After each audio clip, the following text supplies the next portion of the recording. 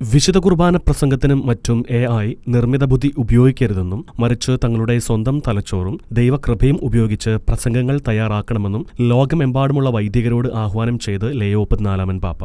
Rome രൂപതയിലെ വൈദികരുമൊത്തുള്ള സ്വകാര്യ കൂടിക്കാഴ്ചയിലാണ് പാപ്പ ഇത്തരത്തിലൊരു ആഹ്വാനം നൽകിയത്. പ്രാർത്ഥനയെക്കുറിച്ചും ലിയോ 14 പാപ്പ തന്റെ കൃത്യമായ വിശദീകരണം നൽകി. നമ്മൾ പുരോഹിതർ ദൈവത്തോട് ചേർന്നിരുന്ന് പ്രാർത്ഥിക്കണമെന്നും അത് പുസ്തകത്തിലെ പ്രാർത്ഥന മാത്രമായി അവസാനിക്കരുത് എന്നും ദൈവത്തിന്റെ ശബ്ദം ശ്രവിക്കുവാൻ നമ്മൾ വീണ്ടും ശീലിക്കണമെന്നും പാപ്പ പറഞ്ഞു. അതേസമയം നമ്മുടെ സഹോദര വൈദികരുടെ വിജയത്തിൽ പലപ്പോഴും ചില വൈദികർക്കെങ്കിലും ആഹ്ലാദിക്കുവാൻ സാധിക്കുന്നില്ലെന്നും മാർപ്പാപ്പ എടുത്തു പറഞ്ഞിരുന്നു. അതേസമയം ഒരേ സമയം മനുഷ്യരും ക്രിസ്തുവിന്റെ പ്രതിപുരുഷന്മാരുമായ നാം മറ്റുള്ളവർക്ക് നല്ലൊരു മാതൃക കാഴ്ചവെക്കേണ്ടത് അനിവാര്യമാണെന്നും പാപ്പ ചൂണ്ടിക്കാട്ടി. ഒരു പുരോഹിതനാകുന്ന നിമിഷം മുതൽ നമ്മൾ ദൈവത്തോട് കൃതജ്ഞതയുള്ളവരായിരിക്കണമെന്നും അതിന് എളിമ അത്യാവശ്യമാണെന്നും പാപ്പ ഉത്ബോധിപ്പിച്ചു. International desk, Shekinah news.